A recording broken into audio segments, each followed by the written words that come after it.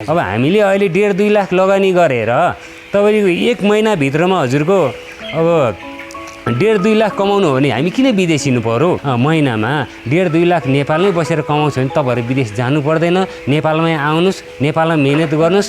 यो हाम्रो 35 दिन गएपछि हाम्रो यो चिकन तन्दुरीमा जान्छ। ए हजुर तन्दुरीमा जान्छ। 30 दिनदेखि नै जान्छ हाम्रो तन्दुरीमा। 30 दिनदेखि जान्छ। अनि बेच्ने भनेको अब हामी मासुमै बेच्ने हो भने त हाम्रो 42 दिन पछाडिबाट हो। 42 दिनमा हामीले यो कटाइसक्छौँ। त्यति मर्ने सम्भावना छैन। हामीले अलिकति गर्मी बढी भयो भने हामीले ग्लुकोज पानीमा फिटेर हामीले दिने खुवाउने गरेका छौँ अहिले। तपाईको यो कस्तो हुन्छ भने डेटभन्दा अगाडि बेच्नु हुँदैन भने अब यति दुई किसिम भयो। एक त तन्दुरीलाई पठाउने हो भने हामीले 30 दिनमै पठाउने डेटभन्दा अगाडि मिल्छ। यसो मासुको लागि हो भने चाहिँ हामीले 42 दिन कट्नै पर्छ, राम्रो हुन्छ। योभन्दा अगाडि 1540 हालेको तपाईँको 1540 नै बाँच्यो। 1540 नै 1540 तपाईँ मरेन। महिनामा 1.5-2 लाख नेपालमै बसेर कमाउँछ भने तपाईहरु विदेश जानु पर्दैन। नेपालमै आउनुस्, नेपालमा मेहनत गर्नुस्।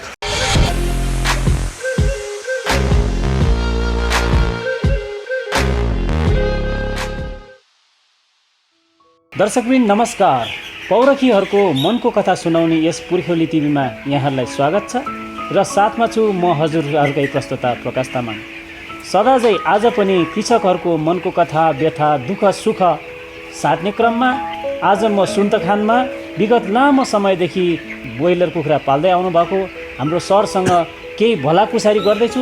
साथै यो ब्रोइलर कुखुरा कसरी पालिन्छ, के गर्नुपर्छ, कसरी गर्नुपर्छ भन्ने हामी सम्पूर्ण जानकारी उहाँसँग लिनेछौँ भन्दै भिडियोलाई अगाडि बढाउँदैछु। स्वागत छ हजुरलाई कार्यक्रममा। हस् नमस्कार हजुरलाई नि। हजुरको परिचय? मेरो सन्तोष तामाङ हो। हजुर। मेरो स्थायी हजुर हाल सुन्ताखान, स्थायी मेरो काभ्रे हो। हजुर। हस् नमस्कार। हजुर। यो हजुरले ब्रोइलर पालन कहिलेदेखि थाल्नु हजुर? यो तपाईँ मैले लगभग अहिले 2 वर्ष जस्तै भयो ब्रोइलर कुखुरा पालन सुरु गरेको हो। अहिलेसम्म राम्रै छ। अब भइ पनि रहेछ, राम्रै छ। हजुर। यो ब्रोइलर कुखुरा पाल्ने यो तपाईँलाई सोच कहाँदेखि आयो भनेदेखि? यस्तो हुन्छ हजुरको ब्रोइलर कुखुरा पाल्ने सोच चाहिँ अब आत्मादेखि नै आउनु पर्यो, मनदेखि नै आउनु। म चाहिँ यो कुखुरा पाल्छु, म यो गर्नु सक्छु भनेर आफ्नो आत्मादेखि नै, हृदयदेखि नै, मनदेखि नै जागरुकता भएर अलिकति भएर आयो भने यो सोच कहीँबाट ल्याउनु पर्दैन, आफैबाट नै हुन्छ, सिर्जना हुन्छ। सुरुमा यो चल्ला कहाँदेखि ल्याउनुहुन्छ भनेदेखि? यो हाम्रो सुरुमा यो ब्रोइलर कुखुरा चल्ला लिएर आउँदा हामी प्रायः भक्तपुरबाट ल्याउँछौँ। कहिले हामी बालाजुबाट ल्याउँछौँ। पहिला हामी बालाजुबाट ल्यायो। कति दिने चल्ला ल्याउनुहुन्छ पहिला? यो हाम्रो 1 दिने नै हो यो। हजुर। यो यसलाई दानाहरू के दिनुहुन्छ? दानाहरू सानोमा अहिले दाना 0कै खुवाउँछौँ हामीले। हजुर। 0 खुवाउँछौँ। त्यस पछाडि अनि 1 नम्बर खुवाउँछौँ। हजुर। अनि पछाडि हामीले 2को खुवाउँछौँ, B2को खुवाउँछौँ हामीले। यसरी खुवाइरहेको। हजुर। यो जुन अहिले देखिरहेको यो ब्रोइलर कुखुरा छ यो कति दिनको भयो हजुर? यो हाम्रो 15-16 दिन भयो। 15-16? हजुर। यो दाना चाहिँ कसरी दिने, कति मात्रा दिने? दाना हजुरको बिहान 1 टाइम दिन्छौँ हामीले, 1 मात्र बिहान। हजुर। अनि दिउँसो 1 मात्र दिन्छौँ, 2 टाइम हुन्छ। अनि बेलुका 1 मात्र दिन्छौँ। यसलाई अनि यो अहिले त एकदम मौसम अलिक गर्मी छ। यो गर्मीले मर्ने सम्भावना कतिको छ? के गर्नुपर्छ यसको लागि? अहिले खासै त्यस्तो छैन। हजुर। त्यति मर्ने सम्भावना छैन। हामीले अलिकति गर्मी बढी भयो भने हजुर हामीले ग्लुकोज पानीमा फिटेर हामीले दिने खुवाउने गरेका छौँ अहिले गर्मी मौसममा। यो जुन यो ब्रोइलर पालन गर्दाखेरि यो कसरी बनाउनु पर्ने छ? यसको खोर निर्माणहरू यो कसरी बनाउनु पर्ने छ? सुरुमा व्यवस्थापन गर्दाखेरि अब हामीले वरिपरि अब जस्ता बार्ने, त्यसपछि पछाडि हामीले फलामका जाली राखेका छौँ। फलामको जालीको पछाडि हामीले यो देखिहाल्नुभएको छ, तिरपाल राखेका छौँ, प्लास्टिक राखेका छौँ। यस कारणले गर्दाखेरि अलिकति बाहिरबाट आउने यो धुवाँ विषादीहरू पनि भित्र छिर्न पाउँदैनौँ। यो मौसम भाइरसहरू भित्र छिर्नु भयो। यो मौसम अनुसारको हामीले यो व्यवस्थापन गर्ने हो ब्रोइलर कुखुराको लागि। यो कति दिन भएपछि चाहिँ यो बेच्नको लागि योग्य हुन्छ, खानको लागि योग्य हुन्छ? यो हाम्रो 35 दिन गएपछि हाम्रो यो चिकन तन्दुरीमा जान्छ। ए हजुर। तन्दुरीमा जान्छ। 30 दिनदेखि नै जान्छ हाम्रो तन्दुरीमा। 30 दिनदेखि जान्छौँ। अनि बेच्ने भनेको अब हामी मासुमै बेच्ने हो भने त हाम्रो 42 दिन पछाडिबाट हो। 42 दिनमा हामीले यो कटाइसक्छौँ। हजुर। यो भनिन्छ नि जस्तो यसको जुन डेटभन्दा अगाडि चाहिँ बेच्नु हुँदैन भन्ने कुरा पनि छन्। होइन हजुर के यस्तो हो तपाईँको यो कस्तो हुन्छ भने डेटभन्दा अगाडि बेच्नु हुँदैन भने अब दुई किसिम भयो। एक त तन्दुरीलाई पठाउने हो भने हामीले 30 दिनमै पठाउनु डेटभन्दा अगाडि मिल्छ। हजुर यो चाहिँ मासुको लागि हो भने चाहिँ हामीले 42 दिन कट्नै पर्छ, राम्रो हुन्छ। हजुर यसलाई यो भ्याक्सिनहरू दिने भन्ने पनि सुनिन्छ नि बजारमा, के छ फेरि यो भ्याक्सिन? यो हाम्रो ब्रोइलर कुखुरालाई 7-7 दिनमा हजुर हामीले भ्याक्सिन खुवाउँछौँ। 7 दिनमा खुवाउँछौँ, 14 दिनमा खुवाउँछौँ, 21 दिनमा खुवाउँछौँ, 28 दिनमा खुवाउँछौँ। 4 हप्ता खुवाइसकेपछि हामीले भ्याक्सिन दिनु पर्दैन। ए खुवाउने भनेको यो सुई लाउने कि के पानीमा हालेर खाँदैन कसो? होइन, हाम्रो भ्याक्सिन अहिले पानीमै हालेर हामीले खुवाउने बेला छ। ए त्यसरी खान्छ? हजुर, सुई हाल्दाखेरि चाहिँ धेरै टाइम लाग्ने भएर एउटा समाउनु पर्ने हुन्छ। एउटा समाउँदा धेरै टाइम लाग्ने भएको कारणले गर्दाखेरि हामीले पानी भ्याक्सिन ल्याएर पानीमै मिसाएर खुवायो भने सबैले खानु नि पायो, सबैले बराबरी मात्रामा नै उनीहरूले भेट्छ। त्यस कारणले उनीहरूलाई अलिकति रोग लाग्नुबाट नि अलिकति कमै हुन्छ। यो अहिले कतिवटा पाल्नु भएको छ यो अहिले कुखुरा? अहिले हाम्रो यो फर्ममा 1500 चान्स हुन्छ। 1500 हजुर। यो 1500 हजुरले योभन्दा अगाडि कतिवटा गर्नुभएको थियो? योभन्दा अगाडि 1540 हालेको तपाईँको 1540 नै बाँच्यो। 1540 नै? 1540 तपाईँ मरेन। हजुर। त्यसमा 2-5वटा 5-7वटा चल्लामै मर्यो। हजुर। ठुलो भएपछि एउटा नि मरेन। अनि अहिले दोस्रो लटमा तपाईँको कति 1500 चान्चुन हाले हौ, यसमा 2-5वटा चल्ला गयो। अहिले राम्रै छ। हजुर 2-5वटा गयो भनेपछि त्यो घाटाको कुरा भएन। त्यो त्यसमा हाम्रो थप पनि आएको हुन्छ हजुर। ए जस्तो हजुरले योभन्दा अगाडिको लटमा 1500वटा चाहिँ नि यो पालन गर्दाखेरि घाटा नाफा कति जति भएको थियो भन्दैछ? 1500 कुखुरा पाल्दाखेरि हाम्रो लगानी लगभग तपाईँ 6-7 लाख रुपियाँ गयो। हजुर हजुर। सुन्नु हजुर 6-7 लाख गयो। अनि अहिले अलिकति यो बजार त्यो मासुको बजार भाउ अलिकति हामीले बेच्ने बेलामा पहिलो लटको सन्दर्भमा कुरा गर्नुपर्दा बेच्ने बेला अलिकति मासु भाउ अलिकति तल भएको कारणले खस्किया कारणले तर हामी घाटा चाहिँ परेन। यसमा चाहिँ हाम्रो पहिला लगानी र हाम्रो आम्दानी चाहिँ जस्तै बराबरी नै हुन आयो। भनेपछि त्यति साह्रो नाफा भएन? त्यति साह्रो नाफा भएन। नाफा त भयो, त्यति धेरै भएन। त्यही सोचे जति भएन। हजुर। जस्तै यो ब्रोइलर कुखुरा पालिरहँदाखेरि यो हाम्रो वैदेशिक रोजगारमा जाने युवाहरू पनि हजुर आफ्नो नेपालमा आएर, आफ्नो देशमा आएर, आफ्नो ठाउँमा आएर चाहिँ नि यो ब्रोइलर पालन गरेर, यो ब्रोइलर उत्पादन गरेर चाहिँ नि के पैसा कमाइ गर्न के गर्न सकिन्छ यहाँ?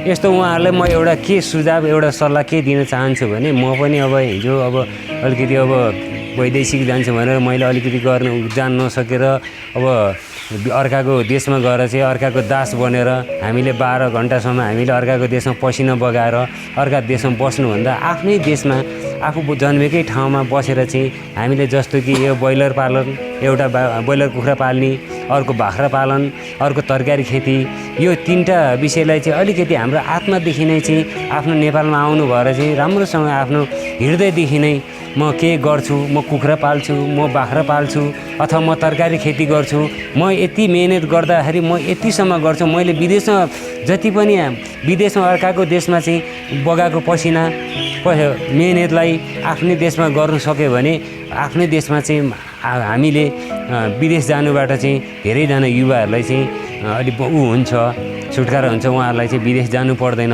उहाँहरूले आफ्नै देशमा आएर जस्तो अब ब्रोइलर कुखुरा अहिले मैले जसरी पालिरहेको छौँ, हामीले एकजनाले अहिले 1500, 1700, 2000सम्म हेर्न सक्ने हामीसँग क्यापेसिटी छ भने विदेश गएर अर्काको देशमा किन पसिना बगाउने?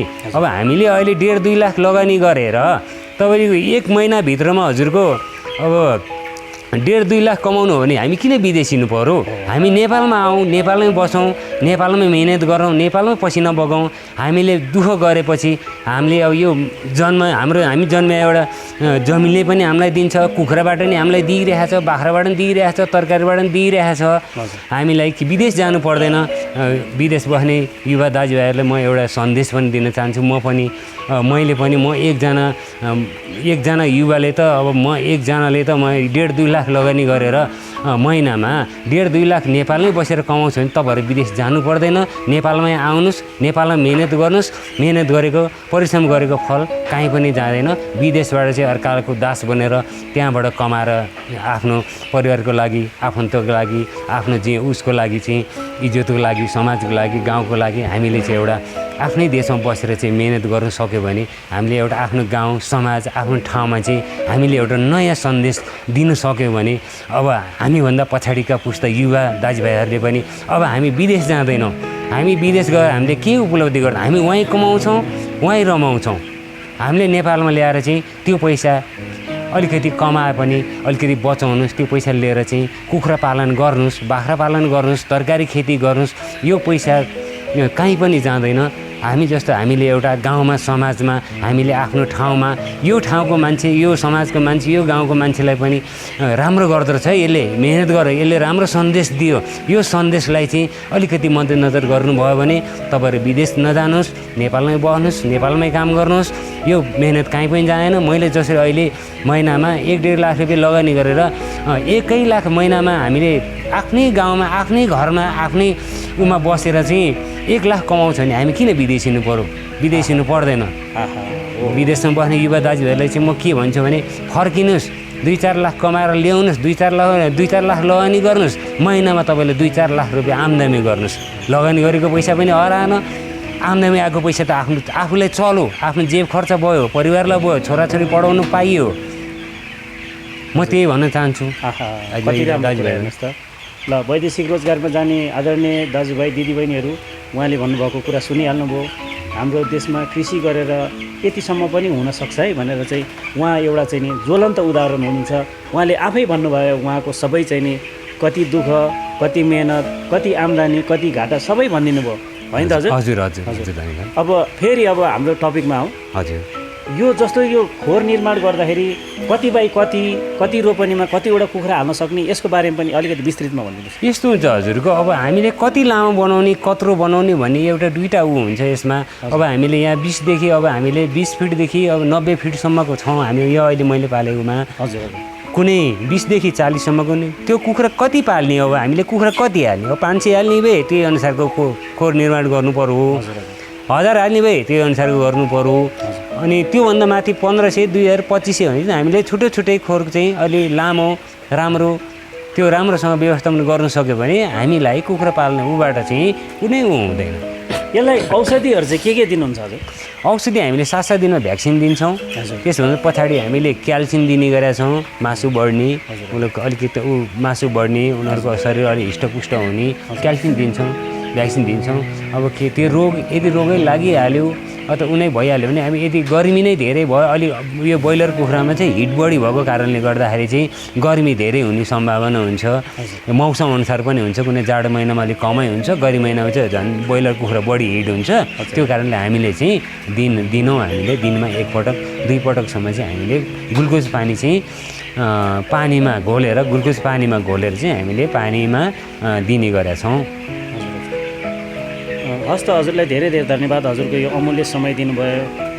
हजुरको यो फार्ममा आएर चाहिँ नि हामीलाई यो भिडियो खिच्ने चाहिँ नि एउटा मौका अवसर दिनुभयो। हजुर धन्यवाद। हजुरको यो जुन कृषि गर्दै हुनुहुन्छ अझै पनि उत्तर प्रगतिको कामना गर्दै हामी पुर्ख्यौली टिभी हजुरसँग बिदा हुन चाहन्छौँ। हस् धन्यवाद। हजुरलाई पनि पुर्ख्यौली टिभीको जुन समग्र हाम्रो मिडियाकर्मीहरू हुनुहुन्छ, हजुर सर्वप्रथम त हजुरलाई नै, हजुर यो ठाउँसम्म आउनु भएर हाम्रो सुन्ताखानसम्म आउनु भएर मैले गरेको एउटा परिश्रम, एउटा मेहनत, एउटा समाजले दिने मैले एउटा सन्देश सुरु गरेका छौँ। यो सन्देशलाई चाहिँ ठाउँ ठाउँमा पुर्याइदिनु होला भन्ने चाहिँ म विनम्र अनुरोध गर्दै हजुरलाई नमस्कार। हस् धन्यवाद। धन्यवाद।